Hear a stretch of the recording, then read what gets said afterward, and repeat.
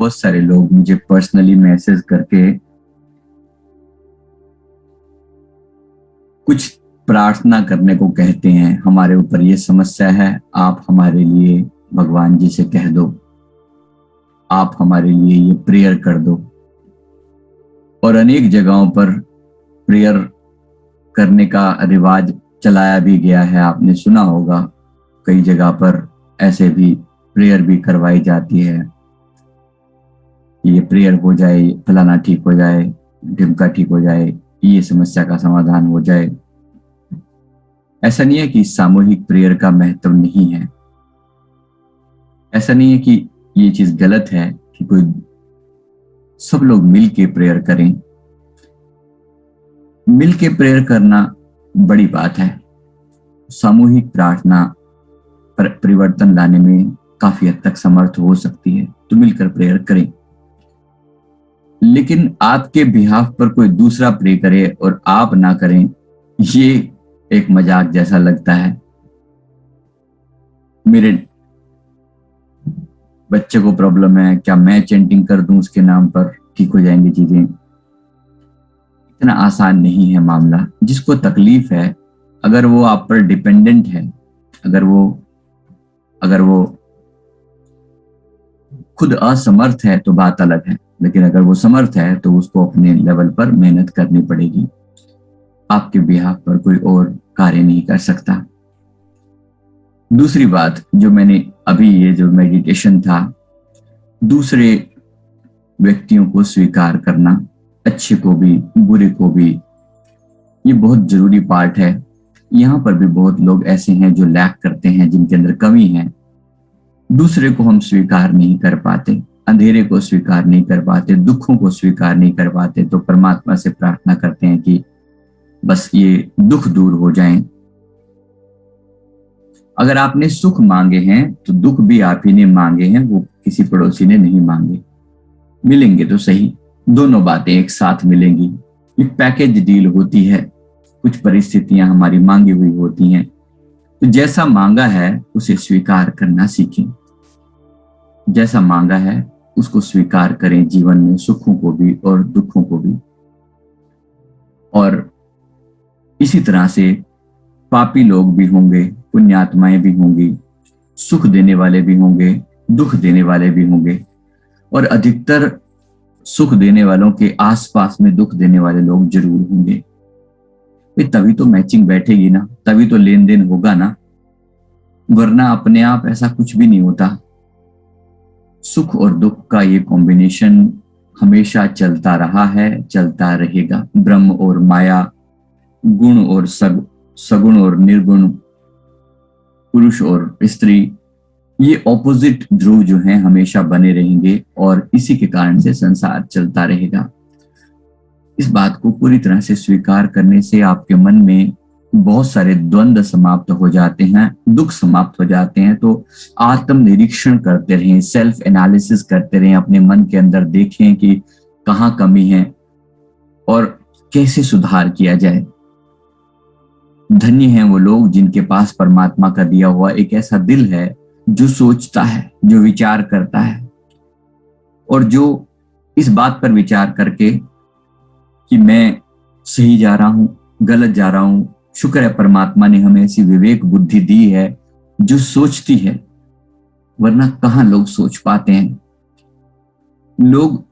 लोगों के अंदर ये ख्याल ही नहीं पैदा होता कि हमें कोई बीमारी है, हमें कोई तकलीफ है। उनको लगता है कि ये बड़ी नॉर्मल सी बात है, संसार में आए हैं, जैसे 99% लोग कर रहे हैं ना, उनकी तरह तुम भी करे जाओ, भीड़ की तरह बहे चले जाओ। और सारी दुनिया यही कर रही है। बड़ी हैरानी होती है देखकर। भीड़ चाल, कहने को भेड़ चाल बोलते हैं, लेकिन क्या भेड़ों के लिए ही वो सत्य है? मुझे लगता है वो मनुष्यों के लिए ज्यादा सत्य होनी चाहिए, क्योंकि मनुष्य बहुत ज्यादा सोशलाइज्ड है। कुछ लोग तो ऐसे हैं जिंदगी के छोटे छोटे डिसीजन मतलब दूसरों के हिसाब से ही लेते हैं। दुनिया क्या कहेगी, चार लोग क्या कहेंगे, बहुत ज्यादा दूसरों पर डिपेंडेंट है। अपना एक इंडिविजुअल सेल्फ व्यक्तित्व क्रिएट कीजिए। गुलाम मत बने रहिए, गुलाम मत बने रहिए। जैसे आप हैं खुद को स्वीकार करें, और उसमें बदलाव भी तभी आएगा जब आप अपने आप के अंदर स्वीकार करेंगे और अपने आप को ये जानेंगे कि हाँ मेरे अंदर कमी है। उसके लिए भी दूसरे से अप्रूवल मत मांगिए। छोटे छोटे डिसीजन में ना खुद डिपेंडेंट बनिए और ना किसी और को डिपेंडेंट बनाइए। मेरे से पूछो क्यों नहीं किया, बच्चों को लोग मैंने ऐसे डांटते हुए देखा है। हर बात में उनकी इंडिविजुअल थिंकिंग जो है उसको हमेशा रोका जाता है, क्रॉस किया जाता है। तो मेरे बिना नहीं डिसीजन ले सकते। ये पत्नी अपने पति को और पति अपनी पत्नी को, बच्चों को, और हर तरह से दूसरे को दबाया जाता है। दूसरों को दबाकर कि उसको भी एक इंडिपेंडेंट पर्सन के रूप में खड़ा करने की कोशिश करो। सामने वाले को अपना गुलाम मत बनाओ। जो डरे हुए लोग हैं ना वही दूसरे को डराते हैं। जो खुद गुलाम है ना वो दूसरों को भी गुलाम बनाने की चेष्टा करते हैं। मेरी बात समझ में आ रही है? ना खुद गुलाम बने और ना किसी और को गुलाम बनाएं। अपनी गुलामियों से बाहर आ सकें। बहुत सारी गुलामियां झेल चुके हैं हम, बहुत सारी, और गुलामी किसी को बर्दाश्त भी नहीं होती। प्यार में भी लोग गुलाम बनाने की कोशिश करते हैं। ये कितनी बड़ी ज्यादती है, हम सोच के देखें। प्यार के चक्कर में कि तुम मुझे नहीं चाहोगे तो फिर किसी और को भी नहीं चाह सकते। इस काइंड ऑफ ये जो सोच है ना, ये हमेशा आपको बंधन में डालती है। और देखा है जो लोग जिनका खुद का कोई आधार नहीं होता ना, वो दूसरे से यही उम्मीद करते हैं कि वो मेरा आधार बन जाए, और पॉजेसिव हो जाते हैं दूसरे को लेकर। बहुत पॉजेसिव हो जाते हैं कि ये बस मेरा है और मेरे अलावा किसी और का नहीं है, मतलब गुलाम अगेन। और जहां आपने किसी को भी गुलाम बनाने की चेष्टा करी तो याद रखना आपको भी गुलाम बनाया जाएगा। और हम में से बहुत सारे लोग इसी तरह गुलाम बने हुए हैं। ये गुलामी बहुत बुरी है। गुलामी किसी को पसंद नहीं है। ये साइकोलॉजिकल पॉइंट्स हैं, मनोविज्ञान की दृष्टि से देखना। किसी को गुलाम मत बनाना। स्त्री लेडीज जो हैं वो अपनी सुंदरता से पुरुष को गुलाम बनाने की चेष्टा करती हैं, अपनी केयर से, अपने प्यार से गुलाम बनाने की कोशिश करती हैं। पुरुष जो है वो अपनी ताकत से गुलाम बनाने की कोशिश करता है, दूसरों को गुलाम बनाने की, डिपेंडेंट बनाने की कोशिश करता है। डिपेंडेंसी बहुत बुरी है। इंडिपेंडेंट होने की कोशिश करें, खुद भी भावनात्मक रूप से इंडिपेंडेंट रहें और दूसरे को भी एक फूल की तरह खिलने का मौका दें। गुलामी नहीं, किसी भी तरह से गुलामी नहीं। स्वतंत्रता के लिए हम सब बने हैं। मुक्ति और किस चीज का नाम है? ये बात समझ में आ रही है? मुक्ति मतलब क्या? मुक्ति मतलब पूर्ण स्वतंत्रता। मुक्ति मतलब जो बंधा हुआ नहीं है, जो किसी भी तरह से अपने बंधन में भी नहीं बंधना और दूसरे के बंधन में भी नहीं बंधना। जो बंधन हम ही ने बांधे हुए हैं वो कोई दूसरा नहीं खोल सकता, खोलने भी हम ही को पड़ेंगे। और बांधना नहीं किसी को भी। हमारे बांधे हुए बंधन हमें बड़ा दुख देते हैं, बड़ी तकलीफें देते हैं। आज हम जिस भी कंडीशन में हैं वो उसी कंडीशन में हम अपने ही कारण से पहुंचे हैं। भगवान बुद्ध एक बार एक रुमाल लेकर आए, यानी कि जब अपने संगत के सामने, अपने लोगों के सामने सत्संग करने के लिए आए तो उनके हाथ में एक रुमाल था। और जब लोगों के सामने जाकर उन्होंने पूछा कि ये रुमाल तो तुम्हारे सामने है, ये इस रुमाल को एक बार अच्छे से देख लो। देखा लोगों ने, फिर कहा उसमें 3 गांठ लगा दी। फिर कहा कि क्या ये रुमाल सेम है, वही है जो पहले था? तो शिष्य ने कहा कि एक अर्थों में तो सेम है लेकिन एक अर्थों में अलग है, क्योंकि पहले ये बिल्कुल फ्री था और अब इसमें गांठ लगी हुई है। सेम बात अगर आप अपने बारे में देखें, इंसान और इंसान में क्या फर्क है? क्या आप जैसे हैं वैसे ही आपके पड़ोसी भी वैसे ही हैं, वही हैं? आत्मा के लेवल पर उतने ही शुद्ध हैं सारे, उतने ही पवित्र हैं, लेकिन मन के लेवल पर बंधन सबके अलग अलग हैं। ये बात समझ में आ रही है? सभी रुमाल उसी कपड़े से बने थे, लेकिन गांठ सब पर अलग पड़ी है। आत्मा सबकी एक जैसी शुद्ध थी, एक जैसी पवित्र थी, लेकिन सबके ऊपर अलग अलग तरह की गांठें पड़ी हुई हैं। इन गांठों को अब जब उन्होंने लोगों के सामने रखा, फिर कहा कि देखो, अच्छा अब मैं इसको खोलने का प्रयास करूं तो कैसे करूं? तो ऐसा कहकर उन्होंने खींचना शुरू कर दिया उसको।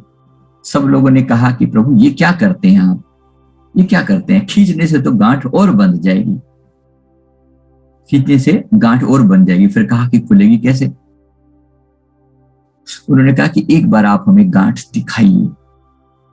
जब तक गांठ को देखा नहीं जाएगा, पता लगाना बहुत मुश्किल है कि कैसे खुलेगी। तो जब गांठ को देखेंगे तो जैसे बंधी थी उसका उल्टा करना पड़ेगा। बात समझ में आ रही? गांठ जैसे बंधी थी उसका उल्टा करना पड़ेगा। तो ये संसार के साथ हमारी जो गांठ बंधी है वो कैसे बंधी है? एक्सपेक्टेशन से, उम्मीदों से। इस व्यक्ति से मुझे बड़ी उम्मीदें हैं, ये व्यक्ति ऐसा, इसको ऐसा करना ही चाहिए, पत्नी को सुबह उठ के चाय देनी ही चाहिए। क्यों देनी चाहिए भाई? क्यों देनी ही चाहिए? नहीं दे तो क्या करोगे? क्या करोगे? नाराज हो जाओगे? अधिकतर लोग बंध जाते हैं, एक्सपेक्टेशन से बंध जाते हैं कि उसको ऐसा करना चाहिए और ये ऐसा क्यों नहीं करता या करती। लोग वैसा नहीं करेंगे जैसा आप उम्मीद करते हैं। उनको भी अपना जीवन जीने की पूरी स्वतंत्रता है। और कुछ लोग तो ऐसे हैं कि वो पिट के ही सीखेंगे। एक्सपीरियंस से बढ़कर कोई और सिखाने वाली चीज नहीं है। जब तक वो खुद ठोकरे नहीं खाएंगे, नहीं सीखेंगे, वो नहीं सीखेंगे। तो इसलिए लोगों से एक लिमिट से ज्यादा उम्मीद ना करें। ठीक है, मैं इतनी उम्मीद कर सकता हूं कि हाँ, कि बच्चे मेरी बात सुन लें, इतना काफी है। अब सीखेंगे किसी ना किसी तरीके से, और क्या होगा। इसलिए बहुत ज्यादा उम्मीद ना करें। हाँ, अपने फर्ज प्रॉपर तरीके से जरूर निभाएं कि मैं अपना काम कर दूं, अपनी बात कह दूं। ऐसा ना हो कि क्योंकि परमात्मा जब मेरे से हिसाब लेगा तो वो मेरे हिसाब से ही चीजें कहेगा कि क्या तुमने अपना फर्ज निभाया, एक पिता का या एक माँ का या एक भाई का या एक बहन का या एक शिक्षक का या एक टीचर का या एक किसी भी रूप में जो तुम्हारा फर्ज था, क्या तुमने वो निभाया? अगर तुमने अपना फर्ज निभाया फिर चिंता मत करें, फिर बिल्कुल भी परेशान ना हो इस बात को लेकर कि सामने वाला बदला या नहीं बदला, क्योंकि बहुत चीजें संस्कारों पर भी डिपेंड करती हैं। संस्कार सबके एक जैसे नहीं होते, इसलिए समय लगता है चीजों को सुधरने में। तो मौका दें सामने वाले को सुधरने का, प्यार से मौका दें। अगर सुधर जाए तो ठीक, नहीं सुधर जाए तो फिर समय अपने आप उन्हें सुधारेगा, प्रकृति सुधारेगी, कुदरत सुधारेगी। कोई भी आपके बंधन में ना, कोई किसी भी व्यक्ति को बंधन में बांधने का प्रयास ना करें। मैं देखता हूं कि जिन लोगों का खुद कोई आधार नहीं होता ना, वही लोग ऐसा करते हैं। तो दूसरे को बांधने का प्रयास ना करें। किसी भी व्यक्ति को अपना गुलाम बनाने की चेष्टा ना करें कि वो आपके प्रति हमेशा प्रेमपूर्ण ही रहे, आपके प्रति हमेशा केयरफुल ही रहे। नहीं रहेगा, उसका भी अपना एक जीवन है। तो फ्रीडम मुझे भी चाहिए, फ्रीडम आपको भी चाहिए, फ्रीडम सबको चाहिए। गुलामी ना आपको अच्छी लगती, ना गुलामी किसी और को अच्छी लगती। तो गुलाम बनाने की चेष्टा भी ना करें। प्रेम का बंधन भी बंधन है, मोह का बंधन भी बंधन है। तो मोह के बंधन में ना बंधें और ना बांधें। मुझे याद आता है, अभी बहुत बड़ा धर्म संकट है भाई, कौन तुम्हें कितना प्यार करता है, मैं ये अप्रूवल भी तुम मतलब किससे लोगे? मैं कैसे अप्रूव करूं? अगर मैं कहता हूं कि मम्मी ज्यादा प्यार करती है तो जाहिर सी बात है कि फिर पापा से मिलने वाली सुविधाओं में कटौती हो जाएगी ना, जाहिर सी बात है। अब पापा को पता है कि अब ठीक है, अब सामान दुकान से जो खाना पीने का जो सामान आता है, जो जलेबी आती हैं और जो पकोड़े आते हैं, वो कहाँ से आते हैं? पापा ला के देते हैं, ऑब्वियस सी बात है। तो अब वो, अगर तुम पापा को नाराज करते हो तो सुविधाएं कम हो जाएंगी, और मम्मी को नाराज करते हो तो घर का प्यार नहीं मिलेगा, लाड नहीं मिलेगा, खाने पीने में गड़बड़ होगी, सब कुछ होगा। तो ये ऐसा धर्म संकट नहीं। ये धर्म संकट कहां से पैदा हुआ? ये पैदा हुआ मोह के कारण, अटैचमेंट के कारण। कौन ज्यादा प्यार करता है? प्यार के लिए भी अप्रूवल ले लूं इससे कि ये कहे कि हाँ माँ तो तुम तो बहुत अच्छी हो, तुमसे ज्यादा कोई प्यार ही नहीं करता, तुमसे ज्यादा तो कोई प्यार ही नहीं करता, तुम बहुत अच्छे हो। इसके लिए भी अप्रूवल चाहिए, बात नहीं बनेगी। ये भी बंधन है, बंधन है। और बंधन हमेशा दुखदायी होता है। साढ़े बच्चे तो साड़ा कहना ही नहीं मानते, हमारे बच्चे तुम्हारा कहना ही नहीं मानते, मतलब इस तरह से बात कही जाती थी। अब ऐसा नहीं कि कहना नहीं मानते, मतलब यही है कि वो हमारे मोह बंधन में नहीं पड़ते। बंधन में तो हम कभी पड़े नहीं। परमात्मा ने कभी ऐसा स्वभाव नहीं दिया। मैं अपनी मम्मी की बात कर रहा हूं, और उनको भी ये लगता था कि भाई ये हमारे बस में नहीं है। बस में तो हम किसी के भी नहीं है। बस में रखना ही गुलामी है, और गुलामी किसी को नहीं अच्छी लगती। हम आजाद हैं और आजाद करने आए हैं। जो खुद मुक्त होंगे वही दूसरे को मुक्ति दिला सकेंगे। मेरी बात समझ में आ रही है? तो कोई भी बंधन न बांधे, ना भावनात्मक बंधन, ना ही कोई गुरु शिष्य वाला बंधन। इसलिए कई बार लोग बोलते हैं आप हमारे गुरु टीचर हैं। मैं किसी का टीचर नहीं हूं। अगर मैं फ्री रहूंगा तो ही आप फ्री रहेंगे। बंधन में नहीं बांधना किसी को, आपको भी नहीं और दूसरों को भी नहीं। और अधिकतर बंधन हमने खुद के बांधे हुए हैं, और बड़े कड़े बांधे हुए हैं, बड़े डिफिकल्टी से बांधे हुए हैं। वो गांठ बंधी कब थी, कैसे बंधी थी, आज हमें ये भी समझ में नहीं आता। बांधी तो हो सकता है 500 साल पहले हो, पिछले जन्म में जब आए थे तब बांधी होगी कोई गांठ, मन में कोई ऐसी चीज क्रिएट की होगी। कभी सोचते हैं अपने आप से, जितना गधा मैं आज हूं उतना पहले, मतलब क्यों बना हूं मैं इतना ऐसा मैं क्यों हूं जितना बेवकूफ मैं आज हूं? खुद से कभी सवाल नहीं होता ये वाला? मैं ये सवाल बहुत करता हूं अपने आप से। सबको अपनी कमियां दिखती हैं। आपको यहाँ पर कुछ भी दिखता हो, लेकिन मुझे अपनी कमियों का पता है, मेरे अंदर क्या क्या मिस्टेक्स हैं, क्या क्या कमियां हैं। और जब इंसान जब तक सवाल नहीं करेगा अपने आप से, उससे बाहर भी कैसे आएगा? तो आत्मचिंतन करें, आत्म मंथन करें। मैं आपको आत्म मंथन के पॉइंट्स देता हूं। कोशिश करो कि आप भी समझ के बाहर निकल सकें। मेरी बात समझ में आ रही है? ये गांठ जैसे बंधी थी, उसी को वैसा देखकर खोलना पड़ेगा। जैसे बंधी थी उसको प्रॉपर तरीके से वहीं से खोलना पड़ेगा। और गांठ खुलने के बाद भी कुछ टाइम लगता है। वो रुमाल बिल्कुल वैसा का वैसा नहीं हो जाता जैसा गांठ लगने से पहले था। इसलिए ये आत्मा अनेक तरह के बंधनों में बंधी है। अब इसकी जो बंधन खुलेंगे तो भी कुछ टाइम लगता है, उसके बाद भी चीजों को करेक्ट होने का। हम लोगों की मेंटल प्रॉब्लम के साथ डील करते हैं, बोलते हैं डिप्रेशन। अब डिप्रेशन तो ठीक हो जाता है, लेकिन वो आदत जो पड़ गई थी बुरा सोचने की, नेगेटिव सोचने की, वो आदत छूटते हुए टाइम लगता है। सिमिलरली लोगों को भी बदलते हुए टाइम लगता है। तो जरा विचार करना इस बात पर, और खुद भी सोचना, जानना अपने बंधन क्या है। मैं एक्सपेक्ट करूंगा आपसे, नहीं एक्सपेक्ट करना भी गलत है, मैं आपसे रिक्वेस्ट करूंगा कि ऐसा करना, करके देखना। अगर हो जाए तो अच्छा है। अपनी कमियों को लिस्ट डाउन करना, क्या क्या कमियां हैं, किस किस जगह पर मुझे मेरी पिटाई होती है, किस किस जगह पर धोखा मिलता है, किस किस जगह पर दुख होते हैं जीवन में। जहां जहां भी पीड़ा है ना, उसके पीछे मेरी सोच क्या है, ये पीड़ा क्यों होती है। एक बार आपने इस पीड़ा को सोच लिया, जान लिया ना, तो फिर आपके लिए आसान हो जाएगा। पीड़ा होगी तो पीड़ा सा मुक्ति का भी प्रयास किया जाएगा। भगवान बुद्ध के यही तो बेसिक क्वेश्चंस थे ना। संसार में दुख है, क्यों है, और दुख से मुक्ति का उपाय क्या है। यहीं से शुरुआत हुई थी उनकी। बस ऐसे ही शुक्र है कि दुख है, तो भी हम बार बार सोचते हैं कि दुख से मुक्ति कैसे हो। शुक्र है कि दुख है। अगर दुख ना होते ना, इस गंदगी में आप लंबे समय तक पड़े रहते, संसार में रच बस जाते। और अधिकतर लोग बसे नहीं हुए हैं, दुखी हैं लेकिन संसार छोड़ना नहीं चाहते। बड़ा प्यारा लगता है, बड़ा प्यारा लगता है संसार उनको। अगर आपके मन में इस दुख से निवृत्त होने की प्यास जगी है, तो शुक्र मनाना कि परमात्मा ने आपको ऐसा दिल दिया है जहां पर कम से कम हमारे अंदर एक प्यास तो है, और इसलिए आपको लगेगा कि आप बाकी लोगों से ज्यादा दुखी हैं। आपको लगेगा कि आप बाकी, क्योंकि उनके अंदर प्यास भी नहीं है, उनके अंदर प्यास भी नहीं है, उनको ये पता भी नहीं है कि हम दुखी हैं। वो जेल में खुश हैं, बहुत बंधन है, लेकिन जेल में बड़ी खुशी है उनको, बड़े राजी हो गए। आपने देखा कई लोग जेल के अभ्यस्त हो जाते हैं, जो पुराने कैदी होते हैं ना, वो बिल्कुल हैबिचुअल हो जाते हैं। वो अपने, उनका बैरक नंबर, जेल में जहां कोना है, वो सब फिक्स है।